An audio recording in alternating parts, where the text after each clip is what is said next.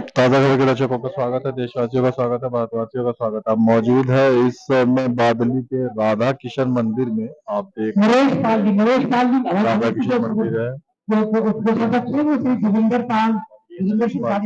यहाँ पर हम आए हुए हैं और पाल बघेल धनगर सभा से स्वीपी का जो समिति के मेंबर है वही फोटो खिंचवाएं सर। देखो सारे सामने अंदर हो जाओगी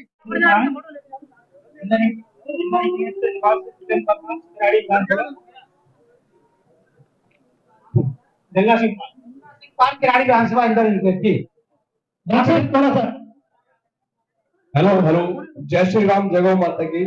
सभी मेरे बड़े बुजुर्गों को मैं आपका भाई छोटा विजय गणेश नरेश पाल जी। मैं नरेश चंद पाल मूलतः उत्तर प्रदेश में फतेहपुर जिले से ग्राम पारादान बिनती फतेहपुर का निवासी हूँ और यहाँ किराड़ी दिल्ली में रहता हूँ। और समाज में लगातार ये कह लो कि लोगों का प्यार प्रेम है कि मुझे राष्ट्रीय पार्टी का दिल्ली प्रदेश का अध्यक्ष बनाया गया है और मैं उम्मीद करता हूँ कि मैं इस कारवां को आगे ले जाऊंगा और दिल्ली के लिए एक मिसाल बनेगी कि अगर हम जैसे लोगों को मौका दिया गया तो हम लोग भी कुछ करके दिखाएंगे और पूरे दिल्ली में बैठे हुए जहाँ से पूरा देश चलता है, पूरे देश को इज्जत के साथ जो जीने की तमन्ना होती है पूरी करके दिखाएंगे। ये मेरी तमन्ना। दर्शकों का स्वागत है। हम मौजूद है इस समय बादली राधा किशन मंदिर में पाल बघेल समाज के एक कार्यक्रम में, जहाँ पे परिचय सम्मेलन के साथ साथ में अलग अलग बघेल समाज के मुख्य लोगों को सम्मानित भी किया जा रहा है। मुख्य लोगों से मैं बता दूं कि हमारे साथ में नरेश जी भी मौजूद है। नरेश पाल जी यहाँ पर नरेश पाल बघेल जी दिल्ली के बहुत प्रमुख समाज सेवियों में से है। बघेल समाज ही नहीं, अन्य समाज के में भी ये लोकप्रिय है। आज के कार्यक्रम से शुरुआत करिए, आज के कार्यक्रम के बारे में बताइए। पाल बघेल धनगर समाज का ये जो युवक युवती परिचय सम्मेलन है, इसकी मूल भावना ये होती है कि हम लोग बाहर से आए हुए दिल्ली में बसे लोग हैं जो एक दूसरे के बारे में नहीं जानते, शादियों में परेशानियां आती है तो लोगों का एक दूसरे से परिचय हो, इसलिए कार्यक्रम कराए जाते हैं। और सौभाग्य की बात है कि रमेश वर्मा जी हमारे साथ हैं जो आयोजकों में खास है। आज के इस कार्यक्रम में पूरी दिल्ली बल्कि दिल्ली से बाहर के भी लोग जो पाल बघेल समाज के सक्रिय लोग हैं, जो समाज के लिए चिंतित लोग हैं, वो आज यहाँ पहुंचे हुए हैं। और ये कार्यक्रम 15वां साल है, लगातार 15 साल से कार्यक्रम हो रहा है। इससे पहले लाला गुरु कौन से पहलवान जी घंटाघर से शुरू हुआ 2008 में, उसके बाद रानी झांसी रोड भी अम्बेडकर भवन हुआ।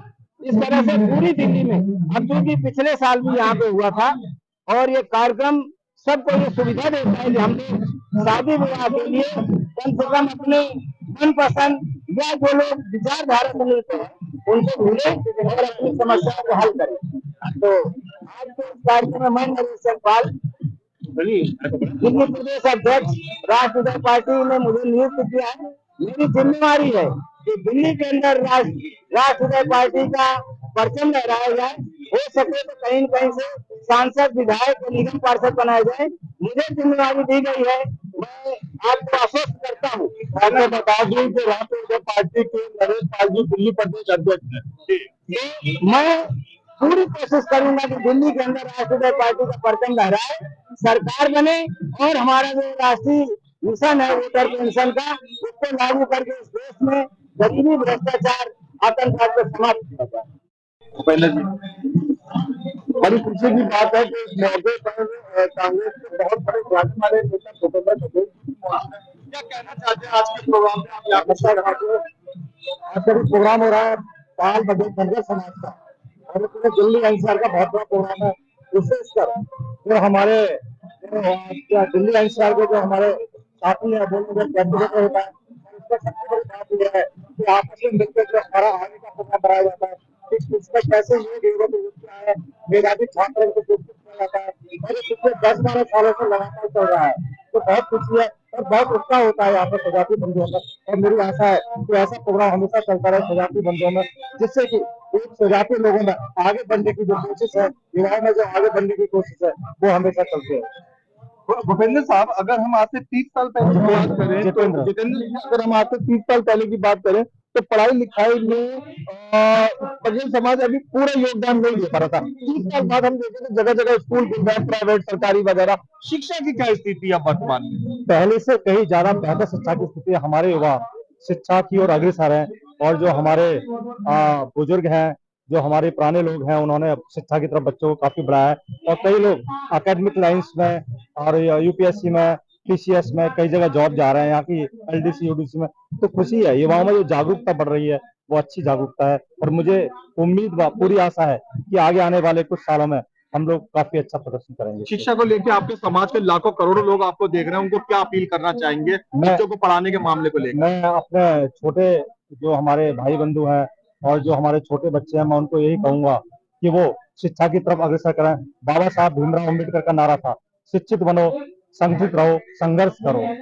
तो हम बाबा साहब के कदमों पर चलने वाले इंसान हैं, और हम अपने छोटे बच्चों से, छोटे अपने भाई बहनों से अपील करेंगे कि शिक्षा में हमेशा आगे रहोगे तो इकट्ठे रहोगे और आगे के लिए संघर्ष कर सकोगे। जी, आज आपके पाल बघेल का यहाँ पे बिहारी को परिचय सम्मेलन है, और आज सभी समाजों में दहेज प्रथा और कुरीतियों और काफी कदम पर है। आपका समाज इस ओर कितना कार्य कर रहा है? मेरा ये मानना है कि जो इन कुरीतियों की तरफ लोग जा रहे हैं, उसका कहीं ना कहीं एक अभाव है कि हम लोग सब लोगों को एक दूसरे के बारे में जानते नहीं है। अगर सभी को एक दूसरे से अच्छा परिचय हो जाएगा तो ये शायद लालच जो है वो कुछ कम होगा। और मैंने जो कहा, जब मिशन वोटर पेंशन चलेगा तो ना तो दहेज चलेगा, यहाँ पर ना भेदभाव होगा, और सभी लोग ईमानदारी के साथ एक दूसरे के संपर्क में रहेंगे और सहानुभूति दिखाते हुए एक दूसरे का सहयोग करेंगे, जिससे विकास होगा। आज इस राधा कृष्ण मंदिर में आप गेट पर जाकर पूछ सकते हैं कि गाड़ियां खड़ी करने की जगह नहीं है। ये सिर्फ यूपी बिहार की बात नहीं है, पूरे देश से पाल बघेल, धनगर, कुरबा, हंस, गद्दी, रबारी, ये सारे जो है हमारे पाल बघेल गड़रिया समाज के लोग हैं, और यहाँ पर हर साल इसी तरह से आते रहते हैं। उसका एक ही उद्देश्य है कि आपस में भाईचारा बढ़े, और ये जो कुरीतियां हैं जिससे बच्चों का भविष्य बर्बाद होता है, लोगों की संपत्तियों को नुकसान होता है, वो बचे।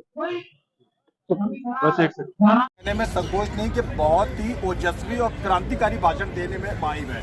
मैं महिलावादी पत्रकारों में से गिना जाता हूं। मुझे कहने में हर्ज नहीं कि आज वाकई इन्होंने काफी जागरूक और आगे खोलने वाली बातें कही, लेकिन ये बातें हम फिर कभी करेंगे। फिलहाल हम बात करते हैं आज के कार्यक्रम के विषय में, आपका क्या कहना है? मैं सेकंड टाइम इस प्रोग्राम को अटेंड किया है। इससे पिछले वर्ष भी मैं आई थी, और जहाँ भी मुझे सूचना मिलती है मैं समाज के लिए हमेशा खड़ी रहती हूँ।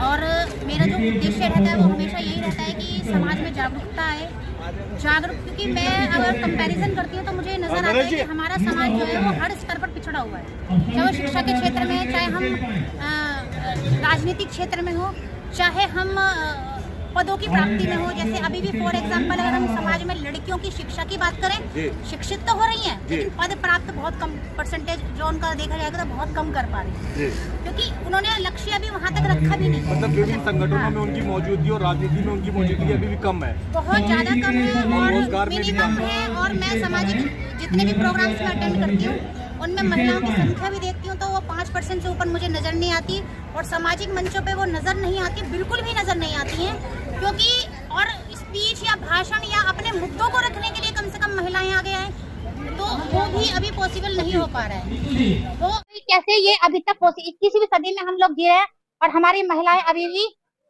घूंघट में दबी हुई हैं परिवारों में, और उन पे कंट्रोलिंग जो चीजें है, कंट्रोल बहुत ज्यादा किया जा रहा है। और राजनीतिक क्षेत्र में भी वही महिलाएं आ रही है जिनके पुरुष किसी न किसी प्रकार से राजनीति से जुड़े हुए हैं, उनका खुद का अपना एक स्वतंत्र सोच नहीं है। हमें स्वतंत्र सोच वाली महिलाओं को आगे लेकर आना है, पढ़ी लिखी महिलाओं को आगे लेकर आना है, उन्हें मंच प्रदान करना है, और मंच प्रदान करने के साथ साथ उनको एक उद्देश्य भी रखना है कि इन्हें पॉलिटिकल सीट प्रोवाइड करवानी है। पॉलिटिकल प्रतिनिधित्व जब तक हमें प्राप्त नहीं होगा तब तक हम कहीं भी तरक्की नहीं कर सकते, हमारा समाज पीछे रहेगा, क्योंकि संघर्ष करने वाले समाज को ही सत्ता प्राप्त होती है, और सत्ता हमेशा संघर्ष मांगती है। राजनीतिक शक्ति जरूरी है, राजनीतिक शक्ति बेहद जरूरी है। सिर्फ जरूरी शब्द मैं नहीं कहूँगी, मैं कहती हूँ बेहद जरूरी है, और हर क्षेत्र में हमें आगे बढ़ना है। हमें नंबर 1 की उपाधि प्राप्त करनी है हर समाज में। अभी अब लोग मेरे को कहते हैं यार यादव समाज के इतने, मैं कहती हूँ नहीं भाई, अभी फॉर एग्जाम्पल अभी हमारे समाज में जो अहिल्याबाई होलकर माता है, हमारी राजमाता है, और चंद्रगुप्त मौर्य जो हमारे सबसे बड़े सम्राट है, जो विश्व प्रतापी राजा हुए हैं, उनकी मूर्ति तक हमारे परिवारों में अभी तक नहीं रखी गई है। हमारे अभी 75% जो हमारा समाज है उसको अपने पूर्वजों के विषय में कोई जानकारी नहीं है। उसमें हमारी भी गलतियां रहेगी कि शायद हमने मंचों से अपने इतिहास को नहीं रखा। सोशल मीडिया के माध्यम से हम रखते हैं, लेकिन हमें पता है कि हमारा जो समाज है वो कितना सोशल मीडिया का मुश्किल से 2 या 4% समाज ये जो यूज करता है। ठीक है, इसके लिए भी हमें सोचना है। तो कम से कम अगले जो हमारी जो आगे वाली जितनी भी सभाएं हैं उनमें चंद्रगुप्त मौर्य और अहिल्याबाई होलकर माता की मूर्ति को घरों में लगवाने के लिए जरूर प्रयास करें कि हर एक व्यक्ति के घर में, जो भी हमारे समाज का है, उसके घर में 2 मूर्ति, जैसे भीमराव अंबेडकर जी की मूर्ति हर शेड्यूल कास्ट के उसमें होती है। हालांकि वो पूरे देश के नेता हैं, कोई अकेले के नहीं है, कोई भी ऐसा समाज का नहीं कि केवल ऐसी समाज ही उनका सम्मान करता है, हर कोई उनका सम्मान करता है। लेकिन अपने पूर्वजों का दिया हुआ मैसेज, उनका गौरवमयी इतिहास रखना हमारी पहली प्रायोरिटी है। इस प्रायोरिटी को हम लेकर चलेंगे। अब मेरा भाई बहन को अगर मैं देखूं, मेरी माता जी अनपढ़ थी, इन्होंने मुझे कभी अहिल्याबाई होलकर के विषय में नहीं बताया, मेरे पिताजी ने मुझे नहीं बताया। जब मैंने पढ़ाई करी, स्टडी करी, चलो मैं वहां तक पहुंची किसी तरह से संघर्ष करके उस मुकाम तक कि मैंने अपने इतिहास को स्टडी किया, मुझे वो मौका मिला।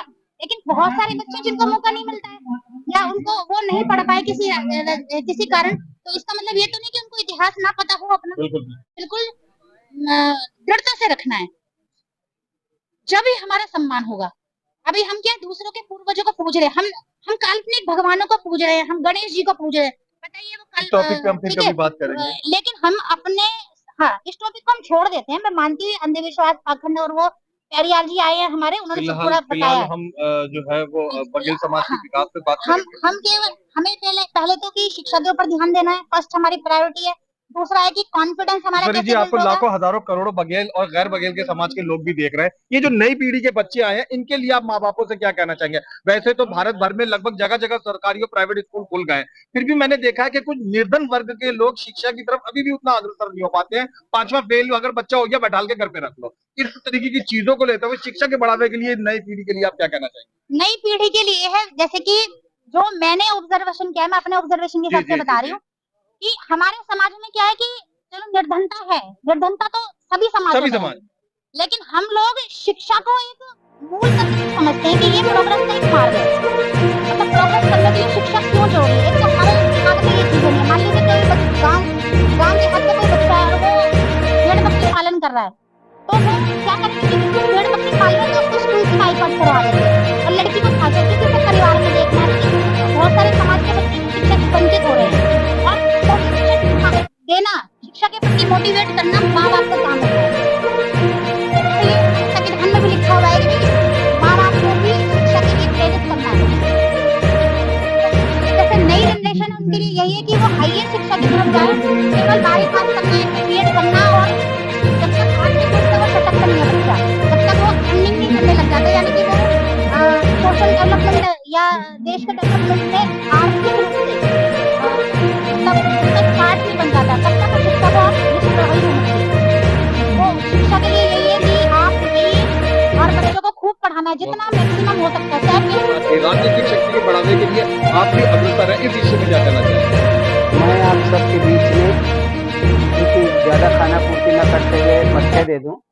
मैं नरेश चंदपाल, जब राजा रामपाल जी ने सर्वोदय पार्टी बनाई थी तो मैं जिला अध्यक्ष था, जिला बवाना यानी आज जो उत्तर दक्षिण है, और मैंने अपने ही क्षेत्र से सामान्य सीट मीरा गौतम को चुनाव लड़ाया था, जो बिहार की है, न मेरी जाति की है, न वो पुरुष कब्जा। मैंने उनके सिर पे लगा कि उनके आने के बाद जो लोगों की सोच बदलेगी, और उनके पति टीचर हैं, वो पहले ही उन्होंने कह दिया कि मैं स्टेज नहीं चल सकता।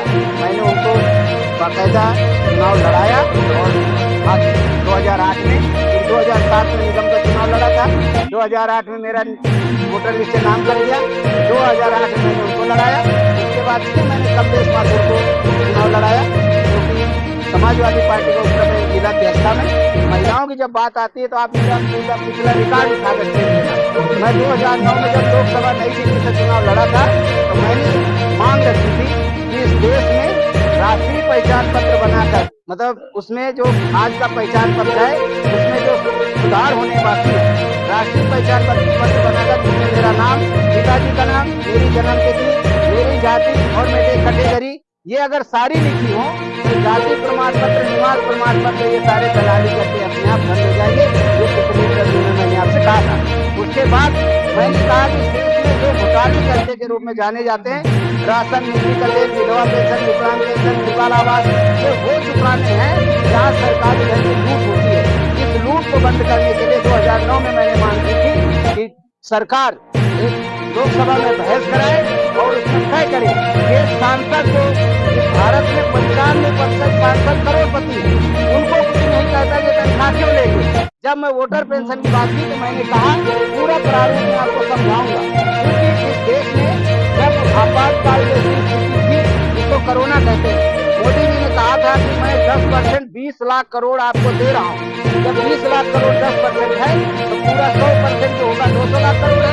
और इस देश की जनसंख्या 125 करोड़ है, लेकिन वोटर जो है 90 करोड़ ही है। जब 90 करोड़ में आधा पैसा बांटा जाएगा तो 1 लाख से ज्यादा होता है साल का। 12 से 12 महीने होते हैं, 8,000 हर महीने लोगों को मिल सकता है।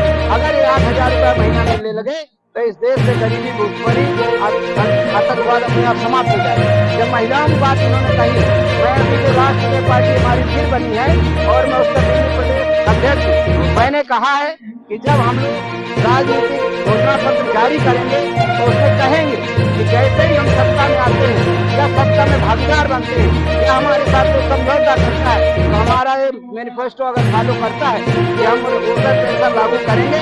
वोटर पेंशन को पहली बार में जो लागू किया जाएगा उसमें पहली महिला वोटर पेंशन लागू किया जाएगा, जिसमें 50% का ज्यादा यानी जीडीपी का 25% लगेगा। जब हर महिला को 8,000 रुपए महीना जो 18 साल की हो चुकी है, जो सरकार भी मानती है कि देश चला सकते हैं, आप वोट दे सकते हैं, प्रधानमंत्री चुन सकते हैं, तो आप अपने लिए आटा, दाल, चावल सरकार क्यों बताएगी कि हम 5 किलो खरीदे, 10 किलो खरीदे तो बनेगा। तो जो भी देश में पैदा हुआ प्रत्येक नागरिक, भारत देश की सरकार जिसकी जिम्मेवारी है रोटी, कपड़ा, मकान, शिक्षा, चिकित्सा, सुरक्षा, मौलिक अधिकार उपलब्ध कराए, उन मौलिक अधिकारों की पूर्ति के लिए मैंने वोटर पेंशन की बात करी है। और अगर मेरी सत्ता में कहीं भी भागीदारी होती है तो मैं पहला काम करूंगा कि महिला वोटर पेंशन कैसे लागू हो, और ये मॉडल अगर सफल होता है तो इस देश में वोटर पेंशन लागू करके सभी के जिंदगी को सुखमय बनाए और शांति से जीने का एक मौका दिया जाए। जय हिंद, जय भारत, धन्यवाद। समाज युवा संगठन हरियाणा से 8वां सर्वव्यापी सामूहिक विवाह समारोह में आप सभी सादर आमंत्रित हैं।